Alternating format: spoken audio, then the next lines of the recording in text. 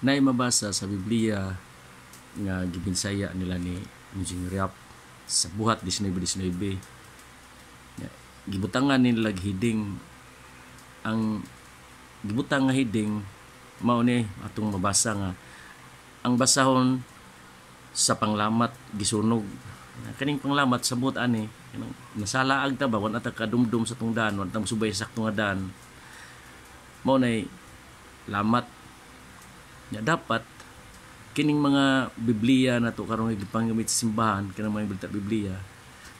ug kining mga liturgy of the mass nga binag-o dapat pangsunugon ning mga libruha kay daghan kay nga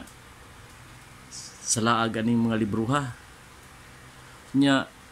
kini sang mga kaparian nato nga bag-o nga mga pare nga giordinahan sa pagkaprestante nga ilang gisaulog kaning binag-ong misa dapat papulion tani sila ni Father Martin Luther kanang Lutheran Church kay mga converted ni sila ni Martin Luther kay sigon sa akong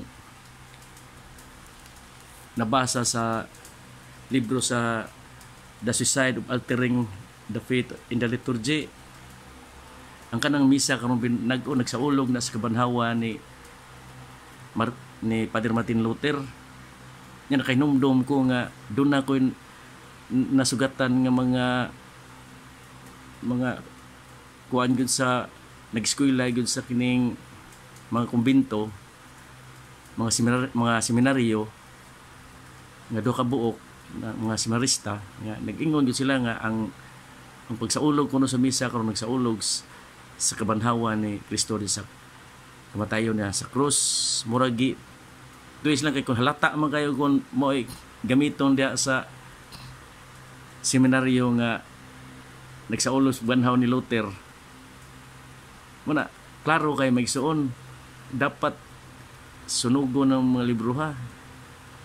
nya kanang mga pare karon nga mga giordinahan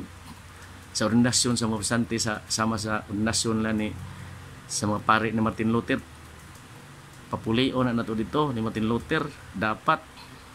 kung mahimo